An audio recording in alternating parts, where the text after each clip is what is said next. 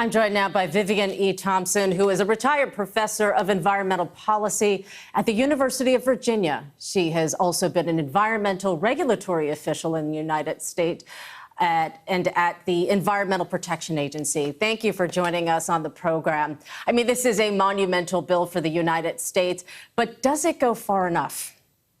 For me, it's a real game changer. I mean, the name of the Senate bill is the Inflation Reduction Act. And as mentioned, it uses incentives, that is carrots, instead of regulations or sticks to achieve really significant decreases in greenhouse gas emissions. That 40% reduction relative to 2005 and 2030 translates into 1 billion metric tons in 2030, which is greater than the entire annual emissions of the country of Germany. So, I'm sure there are some who wish that we could have gone farther.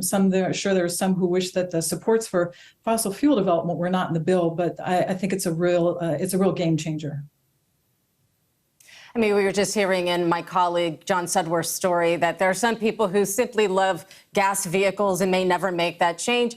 What incentives are there in this bill to help your average American citizen?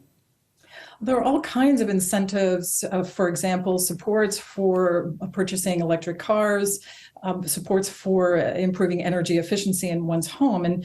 And something that's very important about these incentives are a couple of things, really. They're long-term. They're guaranteed for 10 years. The United States has a history of adopting at the national level incentives for renewables that sort of come and go. So this long-term guarantee is really important and provides certainty. And there's a long list of sectors that stand to benefit from the bill's incentives, not just individual consumers, but manufacturing, solar, and wind companies, even agriculture.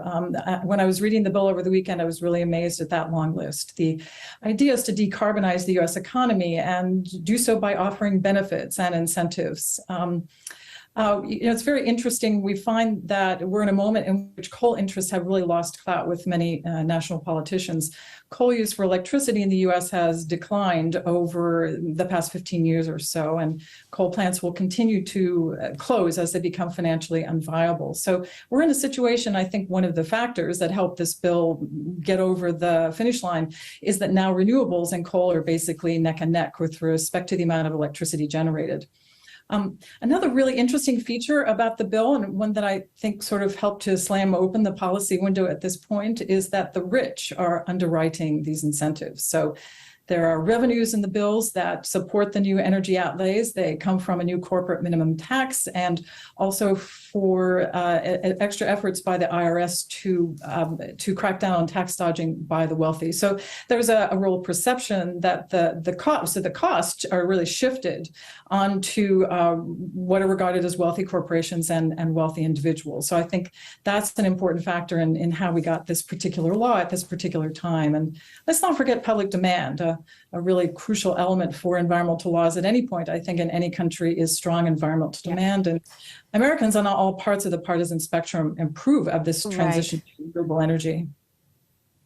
Excellent. Well, Vivian Thomson, thank you very much for joining us on the program.